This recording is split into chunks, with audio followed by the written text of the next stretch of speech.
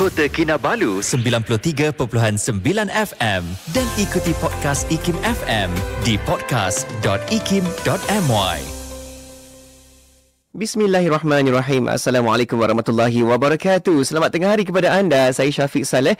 Kita bawakan dalam pertemuan kita pada hari ini iaitu rancangan Resolusi. Seperti biasa, setiap hari Khamis kita bawakan rancangan ini dan anda boleh sama-sama tonton sekarang di Facebook Live, di YouTube Live IKIM FM untuk sama-sama kita dengarkan perkongsian yang penuh manfaat ini. Okey. Dan menerusi perkongsian ini, anda boleh sama-sama juga sertai kita dekat Facebook Live, dekat YouTube Live IKIM FM untuk sama-sama tonton juga rancangan Resolusi, di mana untuk sepanjang bulan Mei ini akan kita bawakan penampilan dari pegawai-pegawai akademik, dari pensyarah-pensyarah dari Universiti Pendidikan Sultan Idris atau UPSI. Dan untuk itu, kita dah pun ada tetamu kita yang dah pun bersedia dekat talian ni. Jom nak sama-sama dengarkan suaranya, perkongsiannya dari tetamu kita. Tak lain tak bukan, ya, kita ada Dr. Abu Zarin Selamat, merupakan pengerusi Majlis Timbalan Dekan HEPA UPSI, merangkap Timbalan Dekan Hal Ehwal Pelajar dan Alumni Fakulti Sains Kemanusiaan Universiti Pendidikan Sultan Idris. Assalamualaikum, Doktor. Waalaikumsalam warahmatullahi taala wabarakatuh. Terima kasih Encik Syafiq undang saya ke konti IKIM FM. Masya Allah, Masya Allah. Apa khabar, Doktor? Alhamdulillah, sihat seadanya. Ya, Masya Allah. Itulah. Baik seadanya. Ini kali pertama ni saya bertemu dengan Dr. Abu Zarin. Ini orangnya. Masya Allah. Selalu sebelum siaran ni duk WhatsApp je kan. Nak susunkan dalam pertemuan siaran kita ni. Tapi nak tanya doktor juga, macam mana perasaan ni bila dapat bersiaran dekat IKIM FM? Ini first time saya bersiaran di radio IKIM FM dan berdebar-debar rasa hati. Macam nak terkucil benda dia. Tapi Masya Allah. kita cuba. Tapi nampak doktor steady tu. Okey tu. Kan, insya-Allah, sebab doktor dah biasa dah tu duk mengajar. Sebab kita ni pun macam mengajar kuliah je, doktor. Anggaplah saya macam pelajar doktor ni. Saya pun nak menuntut ilmu dengan doktor ni. Masya-Allah. Okey, doktor. Kita akan bersiaran untuk pada sesi kali ini dengan kajian-kajian dari doktor sendiri, di mana kita akan bincang tentang tajuk dampak Kem Bina Insan Bitara ke atas pembentukan jati diri mahasiswa UPSI. Ini sangat penting ni, doktor. Jadi mungkin doktor boleh berikan sedikit tak latar belakang dalam kajian ini dan apa objektifnya, kenapa dilakukan kajian ini, doktor? Silakan. Baik, bismillahirrahmanirrahim. Assalamualaikum warahmatullahi wabarakatuh. Terima kasih Encik Syafiq di IKIM FM dan juga IKIM yang telah menjemput saya untuk bersiaran langsung pada tengah hari ini. Baik, berkaitan dengan latar belakang kajian ataupun pencetus kepada wujudnya kajian ini adalah kerana berpunca daripada Datuk WC sendiri, iaitu Profesor Datuk Amin Maktau pada tahun 2022 ketika beliau menyampaikan amanat WC menyentuh tentang bagaimana nak memperkasa bakat pelajar. Jadi para pelajar perlu disediakan secara fizikal, mental dan juga aktiviti sesuai dalam camp.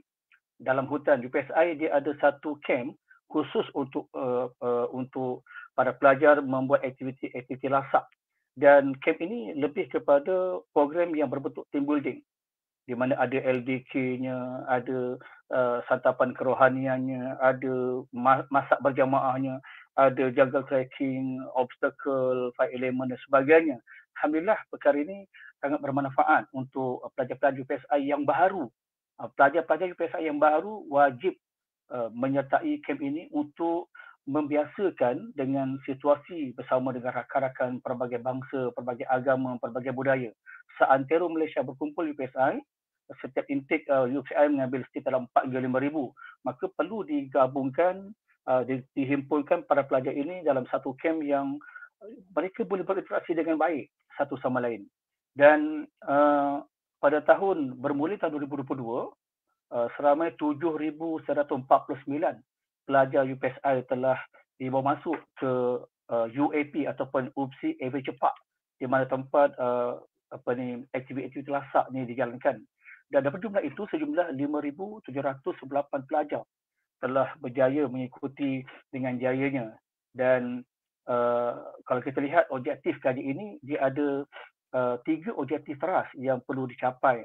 Dan Alhamdulillah kajian ini mendapat peruntukan daripada UPSI sendiri berjumlah 22,000 untuk melihat tentang keberkesanan ataupun dampak kem Insan Bitara ini kepada warga akademik lah maksudnya. Dan kenapa ia dimunculkan idea ini, kerana UPSI nak melahirkan graduan-graduan, bakal guru, bakal pendidik ini yang bersifat bitara. Maksudnya tiada tara.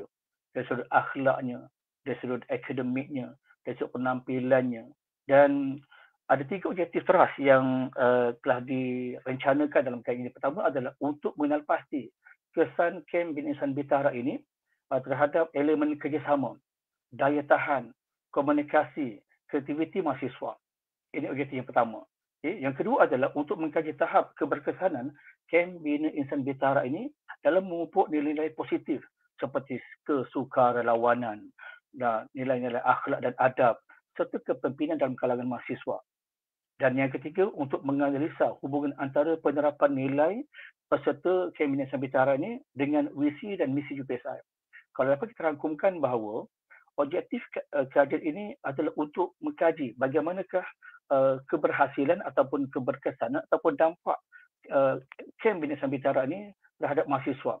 Dan memang setiap elemen-elemen ini dikaji satu persatu, di mana mereka wajib menjawab. Selepas daripada Kem itu, mereka wajib menjawab.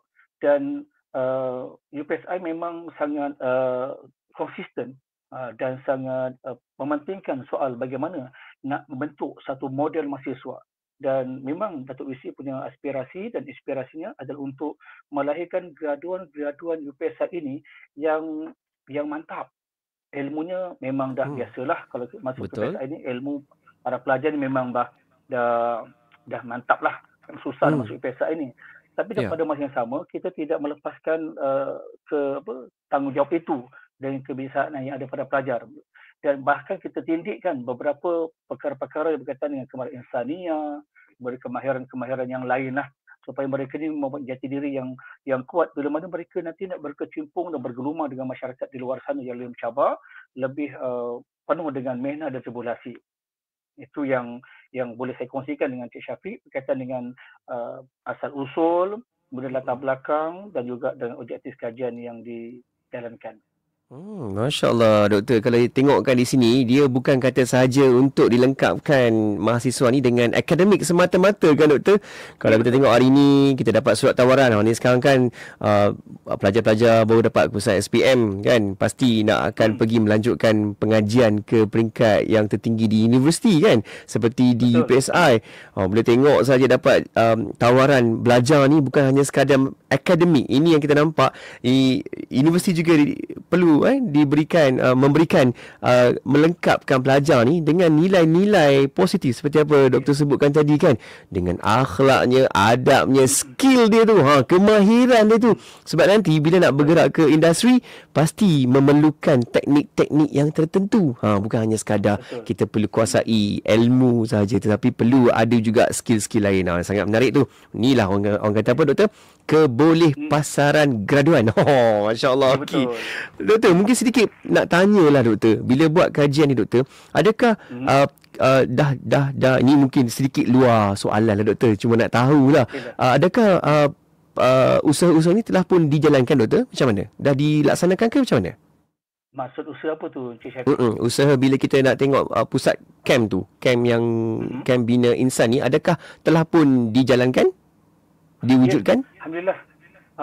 Untuk makluman Cik Syafiq dan para pendengar sekalian serta para penonton, bahawa UPSI telah sedia menyiapkan, maksudnya sudah bersedia, bersiap siaga untuk memasukkan para pelajar ni dengan elemen-elemen yang diharapkan.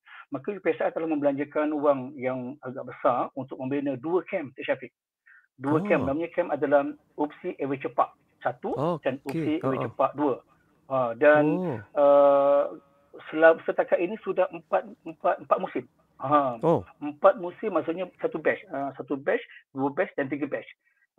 Maksudnya adalah sejak Datuk Wisi memperkenalkan tahun 2022, maksudnya tahun itu sudah ada batch yang masuk untuk semester 1 dah masuk. Kami di sini ada 11 fakulti. Ada 11 fakulti akademik yang secara bergila-gila, sebab satu slot itu sekitar dalam 200 setengah peserta sahaja boleh masuk. Jadi sepanjang tahun tu akan ada sahaja. Dan untuk tahun ini insya-Allah sekarang pun telah berlangsung lagi juga untuk fakulti pemuda manusia untuk siri yang keempat ataupun batch yang keempat. Cik Syafiq kalau ada kelapangan datang ke UPSI, insya-Allah masuk itulah. ke UAP. Boleh pergi ziarah ni nak tengok macam mana dia punya suasana pusat dia kira dia macam kelas latihan jugalah kat situ kan doktor. Masya-Allah. Okey. Minta buat kemah, masak ramai-ramai, buat LDK, buat team building. Antara yang boleh saya kongsikanlah Cik Syafiq. Antara konten-konten yang adalah untuk bagaimana nak melahirkan pelajar yang mengenang budi. Sebab itu kami di UPSI ini mengangkat istilah ibu kandung Suluh Budiman. Ibu kandung Suluh Budiman bermaksud graduan-graduan yang lepasan daripada UPSI ini adalah graduan anak kandung Suluh Budiman. Yang sedang belajar ni adalah warga anak kandung Suluh Budiman. Di mana kita menagih ilmu, kita menuntut ilmu, kita menyedut ilmu daripada para pesyarat ini, istilahnya bagaikan kita mendapat ilmu daripada ibu kita. Kata rapatnya hubungan di antara anak-anak para pelajar dengan UPSI itu sendiri. Menarik sekali kan. Dia macam seperti kita belajar ilmu dekat rumah ni kan. Siapa guru kita yang pertama ni, iaitu ibu ayah kita yang didik kita. Macam itulah UPSI bawakan, ketengahkan pendekatan tersebut. Masya Allah. Menarik sekali doktor. Mendengar ni pun saya rasa macam wow, kita pun rasa macam nak pergi ziarah tengok macam mana pengisian dia kat sana.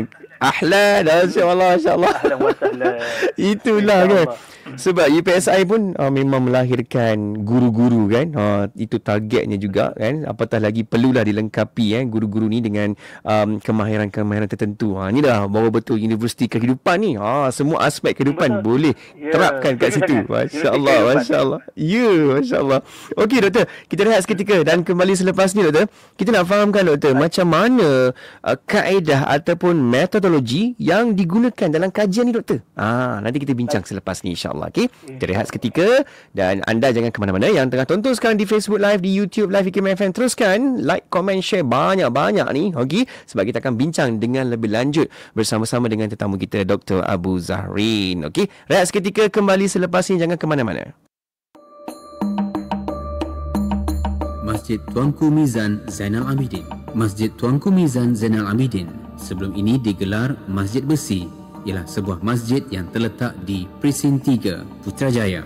Masjid ini yang mula dibina sejak April 2004 siap sepenuhnya pada Ogos 2009 dan dibuka pada hari Jumaat malam awal Ramadan 1430 Hijrah. Masjid ini dibina bagi menampung sekitar 24,000 penduduk dan penjawat kerajaan sekitar pusat bandar serta kawasan Presin 2, 3, 4 dan 18. Masjid ini yang mempunyai keluasan sekali ganda berbanding Masjid Putra yang terletak kira-kira 2.2 km ke utara menjadi mercu tanda baru Putrajaya.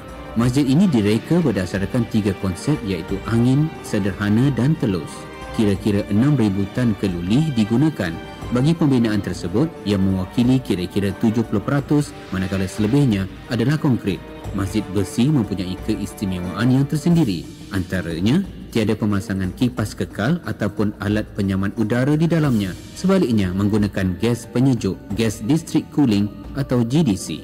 Selain itu, masjid ini turut menggunakan seni bina jaringan wayar atau anyaman masyrabiyah yang diimport dari Jerman dan China yang turut dipasang pada Stadium Santiago Bernabeu di Madrid dan Perpustakaan Negara Perancis yang terletak di Paris. Pintu gerbang masuk juga menggunakan konkrit bertertulang kaca ataupun GRC bagi mempertingkat integriti sesebuah struktur serta kaca hablur bagi menjadikan masjid kelihatan berwarna putih dari jauh. Dari arah kompleks kerajaan, perjalanan menuju ke masjid akan menyeberangi sebuah jejantas yang menghubungkan dataran Putrajaya ke kawasan masjid ini yang dikenali sebagai Kiblat Walk seluas 13,639 meter persegi.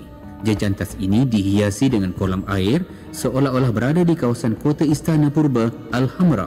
Hiasan dalamannya dilatari ukiran Asmaul Husna menggunakan tulisan kaligrafi daripada jenis khat thulus. Pintu utama menuju ke ruang solat utama terukir ayat suci Al-Quran daripada surah Al-Isra ayat ke-80. Ini ditambah lagi dengan pembinaan dinding mihrab yang diperbuat daripada panel kaca setinggi kira-kira 13 meter juga diimport dari Jerman yang terukir 2 baris ayat dari surah Al-Baqarah pada bahagian kanan dan surah Ibrahim di sebelah kiri. Uniknya, dinding mihrab ini tidak memantulkan kesan dari pancaran sebarang cahaya atau lampu, menjadikan ukiran kaligrafi ayat suci berkenaan yang berwarna keemasan itu kelihatan jelas dan seolah-olah terapung di udara. Bahagian tepi bumbungnya sepanjang 40 kaki pula mampu mengelakkan jemaah yang bersolat di luar Dewan Solat Utama terkena tempias hujan. Mahukan pelbagai informasi terkini? Laporan jadilah pemandu bijak. Alah amalan mengita. Teruskan bersama kami di IKIM FM, inspirasi utama anda. Hanya yang terbaik bersama IKIM FM, inspirasi utama anda. Syukur, Alhamdulillah. Saya Syafiq Saleh. Kita masih lagi berada di rancangan Resolusi dan jom tonton di Facebook Live, di YouTube Live IKIM FM. Ada secara langsung dekat situ. Boleh sama-sama kita belajar, fahamkan lagi dalam kajian-kajian yang dilaksanakan oleh para penyelidik pensyarah kita dari Universiti Pendidikan Sultan Idris atau UPSI. Kita ada Dr. Abu Zarin Selamat, merupakan pengerusi Majlis Timbalan Dekan HEPA UPSI, merangkap Timbalan Dekan Hal Ehwal Pelajar dan Alumni Fakulti Sains Kemanusiaan Universiti Pendidikan Sultan Idris. Kita bincang tentang kajian Dr. Abu Zari ni tentang dampak Kem Bina Insan Bitara ke atas pembentukan jati diri mahasiswa UPSI. Baik Doktor, kita nak sambung lagi Doktor untuk kita fahamkan dengan lebih lanjut Doktor. Macam mana pula dalam kajian ni kaedah ataupun cara atau kita panggil dalam bahasa research metodologi untuk mendapatkan hasil-hasil dapatan. Nak buat kajian kena dapat respon Doktor, kena dapat maklumat malas. Macam mana kaedah tu Doktor? Ya, silakan. Okay, baik. Terima kasih Encik Syafiq di atas soalan yang diberikan. Alhamdulillah setakat ini kami dalam kalangan ahli pengkaji seramai 9 orang daripada pelbagai fakulti dan saya dilantik untuk mengepalailah ataupun mengetuai kajian ini. Dan kami telah bersepakat berbincang sama-sama untuk menggunakan kaedah kuantitatif di mana kita nak melihat sekadar kata preface dia punya kulit atas sahaja, tidak sampai kepada soal hati, soal dalam yang merupakan kajian yang lebih dalam lah. Jadi kami menggunakan kaedah kuantitatif sepenuhnya lah. Itu kajian yang bersifat angka dan kami telah mengedarkan, kami telah membuat soalan sejumlah 35 soalan kepada para responden untuk mereka jawab kajian itu setelah mereka tamat mengikuti kem Bina Insan Bitara tersebut. Dan kami telah mengedarkan Google Form lah istilahnya. Google Form kepada pelajar untuk mereka menjawab. Dan kaedah analisa kajian yang telah kami gunakan adalah menggunakan SPSS. Di mana analisa dibuat secara tema ataupun secara tematik untuk mendapatkan dia punya apakah pandangan pelajar ataupun apakah respon daripada pelajar terhadap item-item yang diajukan dalam soalan tersebut. Dan daripada soalan itu kami telah konstrukkan, kami telah temakan sejumlah 10 konstruk bagi mengukur keberkesanan ataupun dampak kem Bina Insan Bitara ni kepada mahasiswa. Maksudnya item-item ataupun konstruk yang dimasukkan tu adalah contohnya daya tahan. Macam mana pelajar punya daya tahan ketika mereka berhadapan ataupun melalui sesi-sesi selama 4 hari 3 malam di kem Bina Insan Bitara ni ataupun di UPSI Airway Cepak. Okay, kemudian diuji juga berkaitan dengan adab. Bagaimana adab mereka sebelum dan selepas. Kan? Kemudian berkaitan dengan akhlak. Okay, kemudian berkaitan dengan impak kem. Adakah mereka rasa seronok, rasa bahagia, rasa selesa dengan tempoh pengajian, tempoh kem itu berjalan selama 4 hari 3 malam, ataupun impak kem kepada mereka punya pembinaan jati diri seperti daya tahan tadilah, adab dan akhlak. Selain daripada itu, kontrak tambahan ataupun kontrak lain juga berkaitan kepimpinan. Bagaimana mereka memimpin, adakah mereka berpuas hati dengan kepimpinan dia ataupun dengan orang yang dipimpin dan sebagainya, serta elemen-elemen konsep kesukarelawanan, di mana dalam camp ini para pelajar sejumlah 250 tu minit maksimumnya akan dihantar keluar pergi membuat aktiviti kesukarelawanan, membersihkan masjid ke, membersihkan rumah ibadah agama lain, membersihkan kubur-kubur, kemudian buat gotong royong di rumah-rumah orang tua dan sebagainya. Bermaksud itu adalah elemen kesukarelawanan yang telah mereka lakukan, dan mereka perlu juga melayan kerana penghuni rumah tersebut, jawatan surau masjid tersebut. Kemudian berkaitan dengan konsep komunikasi, diajar bagaimana nak berkomunikasi dengan baik, kan, berkomunikasi dengan elok dengan semua orang. Sebab komunikasi ini adalah alat untuk menyampaikan mesej, alat untuk kita menyatukan kaum, alat untuk kita menerima mesej. Artinya komunikasi yang baik adalah komunikasi yang berkesan kepada orang lain. Jadi akan ada aktiviti-aktiviti berkaitan komunikasi. Kemudian berkaitan dengan aktiviti, para pelajar dibekalkan, Cik Syafiq, hanya mangkuk untuk masak nasi, dibekalkan ayam contohnya, dibekalkan barang-barang, dan terpulang pada mereka untuk masak. Sedap tak sedap, kena makan. Okay. Maksud kalau orang yang dilantik sebagai jurumasak itu masak tak sedap, ahli kumpulan kena makan juga. Maka sebab itu perlu ada komunikasi.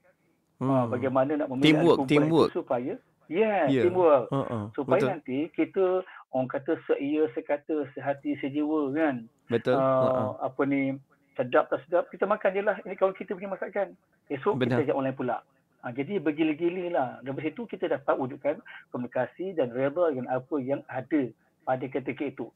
Kadang-kadang kita nak demand, tapi tak boleh nak demand sebab situasi tak menggalakkan kita untuk demand. So kita kena pasrah je lah. Kita kena reda dengan apa yang berlaku. Kemudian berkaitan dengan misi dan visi UPSI. Adakah masuk ke camp ini para pelajar tahu tentang misi dan visi UPSI untuk menjadi universiti pendidikan yang bertara? Jadi didedahkan kepada para pelajar tentang misi dan visi ini. Dan kami bukan sekadar mengejar misi dan misi ataupun mendedahkan tentang misi dan misi, juga berkaitan dengan mendedahkan siapa sebenarnya top management UPSI. Sama ada di peringkat UPSI sendiri ataupun di peringkat fakulti. Sebab kadang-kadang para pelajar ni, dia masuk UPSI, dia nak jadi ulat buku.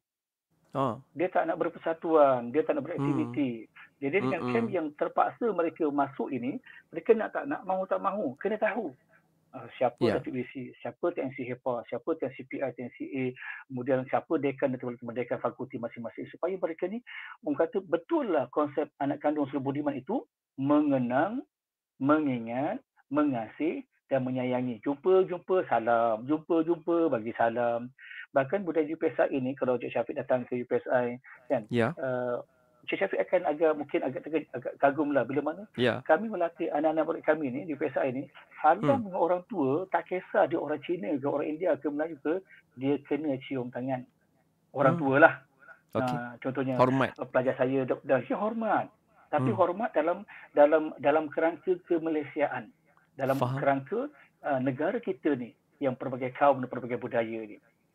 Kemudian perkara lain adalah untuk menguruskan camp.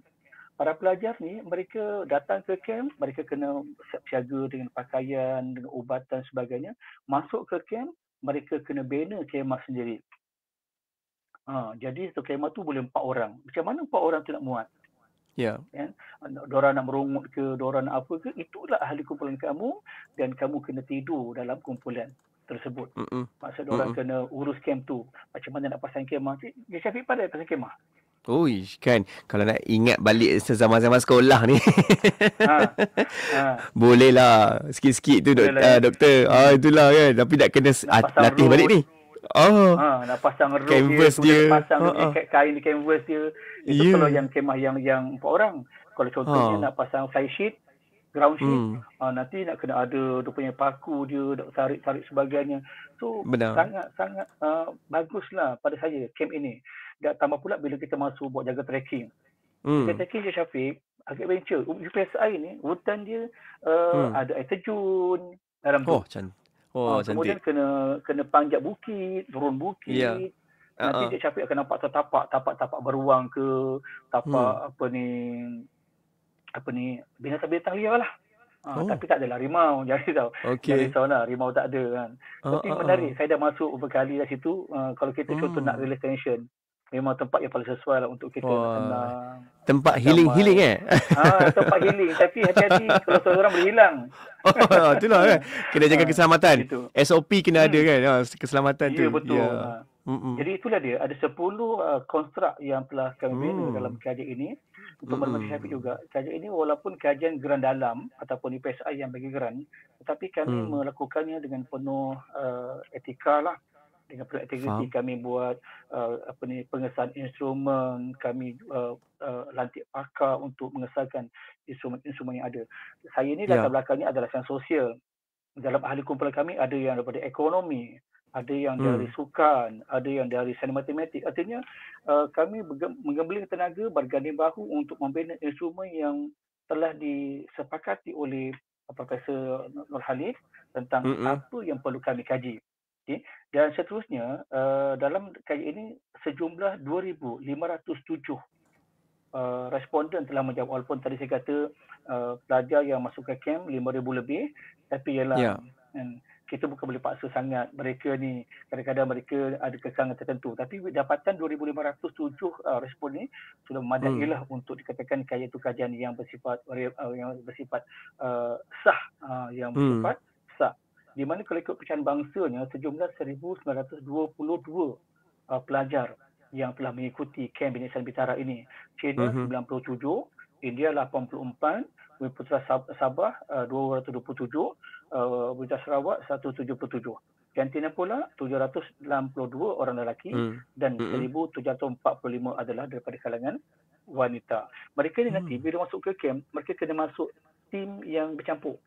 Nak tengok macam mana mereka mengemudi kawan-kawan, kalau kawan-kawan tu dalam kalangan perempuan yang sakit sebagainya. Alhamdulillah setakat ini semuanya diurus dengan baiklah, sebab kami mempunyai barisan facilitator yang sangat bagus. Sebab kami sebelum adanya camp ini dilakukan kepada para pelajar baru, kami juga mengadakan camp training of trainer kepada facilitator senior-senior. Dan dalam satu slot itu sejumlah dalam 15 facilitator untuk monitor selama 4-3 malam ni 24 jam. Pagi, petang, siang, malam kami jaga untuk melihat tentang pelajar-pelajar ni, kesihatannya. Kalau mereka sakit, kami bawa ke hospital. Mereka tak boleh skip daripada camp ini. Sakit bawa hospital, bawa klinik, dah baik, masuk mula ke camp. Kecuali kalau sakit yang berlarutan lah. Kemudian kami akan pulangkan kepada parent dia lah untuk ambil dan sebagainya. Itulah Cik Syafiq berkaitan dengan metodologi kajian yang telah kami lakukan untuk kajian dampak kamp Bina Islam Bitara ini kepada peruntukan jati diri mahasiswa UPSI. Masya Allah doktor, kan jelas beberapa aspek penting dilihat dan juga dinilai di situ. Bukan mudah kan untuk buat satu kajian ini. Malahan saya difahamkan ada pihak luar juga yang dilantik untuk menilai dan juga memberikan respon maklum balas. Apatah lagi pengisian-pengisian ini bukan kita berurusan dengan orang lain kan, tapi ini adalah mahasiswa yang dilatih untuk dikeluarkan sebagai graduan yang berkualiti tinggi di sini. Masya Allah. Baik doktor, kita lihat seketika doktor, dan fahamkan lagi doktor selepas ni untuk kita tahu lagi dengan lebih banyak tentang kajian yang doktor laksanakan ini, dan kita nak fahamkan daripada hasil dapatan kajian ini bagaimana dia diterapkan, diperluaskan, diperhebatkan. Saya kira bukan kata saja untuk UPSI saja, tapi kalau kajian yang baik macam ni, saya kira banyak lagi institusi pendidikan yang boleh ambil kaedah ni kan doktor. InsyaAllah kita akan lebih memahami dengan lebih banyak lagi selepas ni insyaAllah. Okay, kita rehat seketika. Untuk anda jangan ke mana-mana, banyak lagi pengisian selepas ni. Kalau ada soalan, pertanyaan, boleh juga hantarkan ke talian WhatsApp konti 0112900404. Juga anda boleh letakkan soalan pertanyaan anda di bahagian ruangan komen di Facebook Live, juga di YouTube Live IKIM FM. Kita rehat seketika, kembali selepas ni.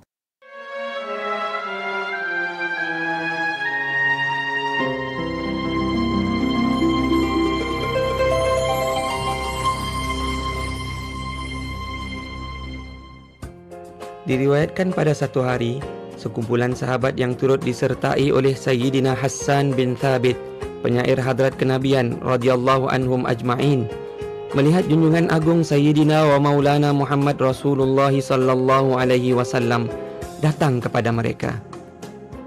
Kedatangan baginda dengan seri wajahnya yang bagai mentari, beserta kehebatan dan keindahan yang amat mempersona itu, telah menarik kekaguman para sahabatnya, hingga kesemua mereka bangun berbaris mentakzim kedatangan baginda sallallahu alaihi wasallam.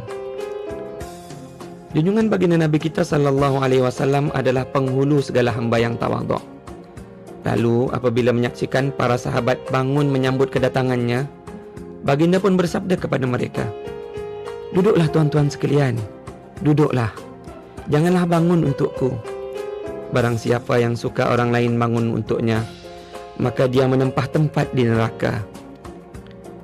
Maka duduklah para sahabat, melainkan Sayyidina Hassan bin Thabit radhiyallahu anhu yang tetap berdiri.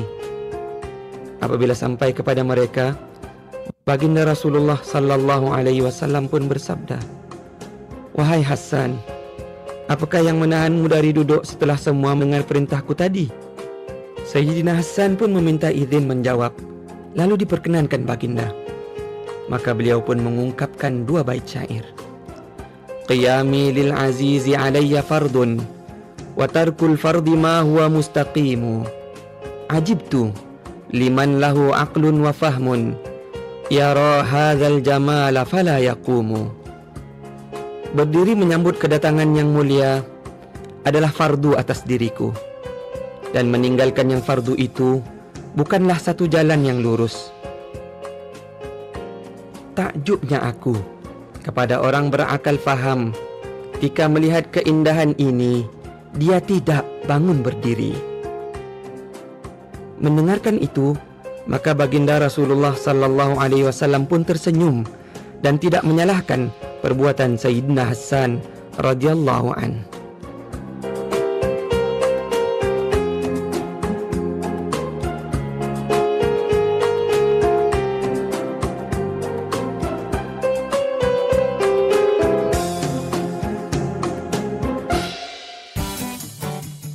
Dalam bab kerja, memang kita nak kerja kita dulu yang cepat siap dan selesai.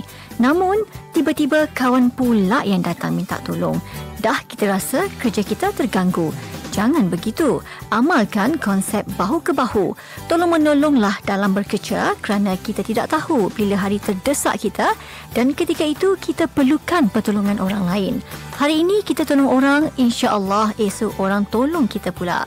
Pesanan khidmat awam ini daripada saya, Siti Rohani Surani, untuk IKIM FM, inspirasi utama anda. Kuching 93.7 FM. Hanya yang terbaik bersama IKIM FM, inspirasi utama anda. Syukur, Alhamdulillah. Saya Syafiq Saleh. Kita nak teruskan lagi bual bicara waktu ini menerusi rancangan Resolusi. Dan jom tonton sekarang di Facebook Live, di YouTube Live IKIM FM. Kita ada secara langsung ketika ini menerusi rancangan ini. Dan kita sedang bersama-sama dengan yang berusaha Dr. Abu Zahrin Selamat, merupakan pengerusi Majlis Timbalan Dekan HEPA UPSI, merangkap Timbalan Dekan Hal Ehwal Pelajar dan Alumni Fakulti Sains Kemanusiaan Universiti Pendidikan Sultan Idris UPSI. Dan kita bincang tentang kajian doktor, iaitu berkaitan dengan dampak Kem Bina Insan Bitara ke atas pembentukan jati diri mahasiswa UPSI. Baik doktor, banyak yang kita faham doktor tentang kajian ini, betapa pentingnya kan doktor sesuatu kajian yang dilaksanakan walaupun dari peringkat dalaman, tetapi hasilnya doktor, kita tahu kan sejauh mana pengisiannya, sejauh mana yang kita terapkan untuk mahasiswa. Ini penting kan, supaya tahu keadaan itu berlaku sebelum, semasa, selepas dan hasil-hasilnya. Itu yang penting tu. Baik doktor, bila bercakap tentang hasil kajian pula doktor, macam mana hasil kajian yang telah pun dilakukan dan apa dapatan kajian yang mungkin doktor boleh kongsikan bersama kita, ke arah mana dalam kajian ni doktor? Silakan. Baik. Terima kasih je Syafiq. Kalau kita tengok balik tajuk tadi tu kan, iaitu dampak Kem Bina Insan Bitara ke atas pembentukan jati diri mahasiswa UPSI. Dampak tu bermaksud kesan. Maksudnya apakah kesan yang telah diperoleh ataupun yang telah diraih oleh mahasiswa UPSI dalam usaha untuk mengubah ataupun membentuk ataupun mengadun 10 kontrak tadi tu. akhlaknya, kesukarelawanannya, kepimpinan dan sebagainya.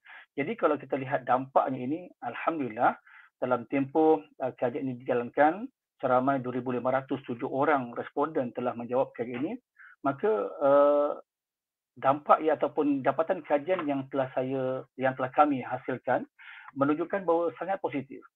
Sangat positif. Kami telah menggunakan kaedah SPSS untuk menganalisa item-item ataupun konsep-konsep yang telah kami ajukan kepada para mahasiswa. Dan dalam konteks ini kami menggunakan interpretasi score mean daripada psychometric theory third edition 94 yang dimiliki oleh Nunali dan juga Prestin.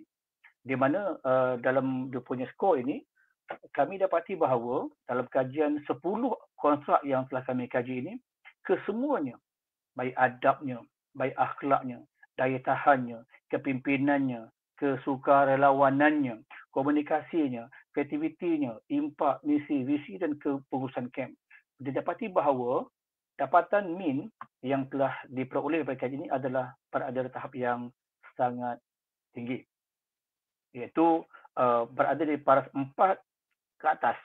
Paling rendah yang saya nampak adalah 4.3. 4.36 ini adalah bagi konsep pengurusan kamp.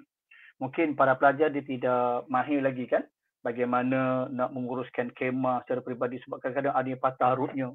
Bila rootnya patah, kena pakailah sampai habis musim tu lah, ataupun habis slot sesi tu. 4 hari malam kena pakailah yang tu. Pandai-pandailah nak diikat ke dengan kayu ke sebagainya, supaya ia tetap akan boleh digunakan dalam tempoh tersebut. Mungkin itulah kot mereka kata tak pandai nak menguruskan kamp ke, tak pandai nak menguruskan kemah ke, ataupun tak pandai nak masak sebagainya. Walaupun ada kelemahan di situ, kemungkinan yang kami rasakan, tapi responden atau para pelajar sejumlah 2,507 ini meletakkan skor yang baik. Skor yang tinggi iaitu dapat 4.36. Dan kesemuanya paling tinggi adalah yang saya nampak ini adalah 4.63. 4.3 dari sudut akhlak. Macam sebut tadi Syafiq, kami memang menerapkan elemen-elemen tentang hormat, 3S, salam, sapa, dan juga senyum, salam dan sapa. Senyum, salam dan sapa. Jadi dalam tim itu memang diterapkan elemen-elemen sebegitu. Sampaikan kami cakap, kalau jumpa sesiapa, khususnya dalam kalangan pensyarah, ucaplah ucapan yang paling baik. Seperti hi sir, assalamualaikum doktor. Maksudnya ada dia punya hormat kepada pensyarah. Macam sebut tadilah kepada Cik Syafiq. Cik Syafiq kalau datang ke UPSI, cuba salam dengan pelajar. Apa tadi kalau orang tahu, kan, kalau mereka tahu ini adalah DJ Radio IKIM FM. Lagilah saya ingat mereka akan salam, cium tangan, bagai minta selfie sebagainya. Itu maksudnya salutasi yang diberikan kepada figura-figura yang ada di Malaysia ni lah. Sampaikan Cik Syafiq, kalau ramailah para pensyarah di luar. Ini menurut kata Datuk WC lah. Dia kata, dia boleh tahu, anda punya opsi. Anda punya opsi. Saya tak nak sebut kerja lain, opsi. Dia kata, kenapa Datuk kata dia punya opsi? Sebab boleh opsi ni nampak dia punya karakter dia. Yang paling nampak sekali adalah bila salam cium tangan. Oh, okey. Salam cium tangan itu adalah satu trademark lah kepada UPSI, alhamdulillah. Walaupun contoh Cik Syafiq, sekarang pun masih lagi lah. Nak kata 100% tu tidak. Tapi sudah diamalkan dalam kalangan mahasiswa dalam sekian lama dan sekian ramai lah. InsyaAllah. Kalau ada tu pun mungkin ada mungkin 100, 200. Tapi kami ada 27,000 je Syafiq. UPSI ada 27,000 pelajar. Itu pelajar yang sedang aktif. Dan termasuk juga item-item yang lain, adabnya, daya tahan, semua dalam keadaan yang sangat baik. Tidak adalah mengatakan kat sini dapat paras 3 ke. Sebab kalau tengok dalam interpretasi main score ni ataupun skor minimum ni, dia kalau 4.1 sampai 5 ke atas itu adalah sangat baiklah, tinggi. 3.1 sampai 4 tak ada. Alhamdulillah setakat ni tak ada. Ini kami masuk berpuas hati lah Cik Syafiq, dan saya pun telah bentangkan kajian ini kepada pihak pengurusan tertinggi. Mereka sangat berpuas hati lah. Sampaikan sekarang ini untuk next punya step ataupun next punya stage adalah aktiviti yang sama ataupun kamp Binek Sembitara ini juga akan ditawarkan, diwajibkan, dikenakan ke atas pada diploma. Setakat ini masih lagi degree lah. Setakat ni insya-Allah pada bulan 8 nanti pelajar diploma akan masuk dan mereka adalah batch pertama lah yang akan mengikuti camp. Sebab kami nampak impak, dampak dan kesan camp ini kepada kemenjadian mahasiswa. Ini yang kami nampak lah. Alhamdulillah, maknanya nilai yang baik, kata orang, benda yang baik kita kongsikan. Dan jadi baik ini kami bawa lanjutkan ke pengurusan ke tahap diploma lah pula insya-Allah. Dan untuk Malam Cik Syafiq juga, tadi Cik Syafiq ada sebut berkaitan dengan apakah prospek camp ini ataupun kursus ini di masa depan. Untuk Malam Cik Syafiq juga bahawa program ini telah menjadi satu flagship. Satu program flagship untuk Jabatan Hak Pelajar dan Alumni di UPSI. Dan program ini telah diintai, dirisik oleh pihak Kementerian Pendidikan Tinggi dan juga rakan-rakan daripada universiti yang lain untuk melihat apakah model yang digunakan ataupun apakah modus operandi yang digunakan oleh UPSI untuk membuat program-program yang baik ini. Maksudnya ini telah dilihat dirisik oleh orang luar termasuk KPTM untuk nak belajar, nak menuntut. Dan sebenarnya matlamat kami di UPSI ini untuk yang akan datang itulah untuk melahirkan satu model pelajar ataupun model graduan UPSI yang dipatenkan, yang dimodulkan. Setakat ini Encik Syafiq kami ada memulakan dalam kabinet Sambitara ni lah secara fizikal, aktiviti fizikal, aktiviti yang berbentuk aktiviti dalam kumpulan dan sebagainya. Untuk next pula akan ada nanti iaitu Mihrab. Mihrab ni adalah satu program untuk para pelajar menguasai ilmu fardu ain. Maksudnya para pelajar yang setelah mereka berdaftar, kami akan tapis mereka nak lihat sejauh mana mereka punya tahap penguasaan fardu ain itu. Kalau mereka di paras yang sederhana, kami akan berikan inisiatif kepada mereka. Percuma, free of charge. Yang penting pelajar ini akan jadi pelajar yang baik, pelajar yang elok, pelajar yang taat dengan agama masing-masing. Tanpa menggunakan agama. Kalau yang non-Muslim, kita akan berikan slot untuk mihrab moral ataupun nilai etika. Untuk Muslim, ada punya mihrab ni adalah mihrab kerohanian seperti fardu ain dan sebagainya. Itulah yang saya nampak Syafiq. Apa yang boleh saya ketengahkan berkaitan dengan keberhasilan, kejayaan dan juga dampak kajian Camp Bina Sambitara ini untuk menjadikan mahasiswa jati diri yang baik dalam kalangan pelajar UPSI. Allah. Masya Allah, banyak yang kita tahu doktor, banyak yang kita belajar juga daripada kajian yang doktor laksanakan ini. Sememangnya sesuatu perkara yang kita nak buat tu dia perlu ada R&D dia doktor. Inilah dia punya rencah dia doktor. Saya tengok kat situ kan. Sebab kita tak nak kalau kita buat satu program, satu pengisian, tama-tama kita nak kaitkan dengan pelajar kan, itu perlu diperhalusi, diperhatikan dan dia ada research yang tersendiri. Kita tak nak shock sendiri orang kata. Itulah bahasa mudah dia. Masya Allah. Masya Allah. SS jangan shock sendiri. Dan ada pula lantik panel-panel luar juga kan untuk nak buat kajian pemantauan dan juga perhatian dekat situ. Masya Allah, sangat terbaik doktor. Dan kita doakanlah semoga Camp Bina Insan Bitara ke atas pembentukan jati diri mahasiswa UPSI ni dapat terus mekar dan dapat diperhebatkan, diperkasakan, apatah lagi untuk memberi manfaat kepada seluruh mahasiswa-mahasiswi di sana. Kita harapkan semoga ini dapat menjadikan sebagai satu nilai tambah kepada pelajar-pelajar di sana juga doktor. Baik doktor, sehingga waktu ini pertemuan kita doktor, terima kasih banyak atas perkongsian kajian ini doktor. InsyaAllah saya kira bukan ini pertama kali nak jumpa lagi doktor. InsyaAllah ada rezeki nanti. Okey, doktor pun dah buat jemputan tu. Kalau nak pergi ke UPSI nanti, kita boleh ziarah-ziarah tu. Jom, silakan. InsyaAllah. Ya, betul doktor. Kirimkan salam kami doktor untuk warga UPSI. InsyaAllah ada masa, ada rezeki kita jumpa lagi. Warga IKIM FM sana. Baik doktor. Jumpa lagi doktor. Assalamualaikum. Waalaikumsalam warahmatullahi wabarakatuh. Terima kasih Syafiq dan Hakim.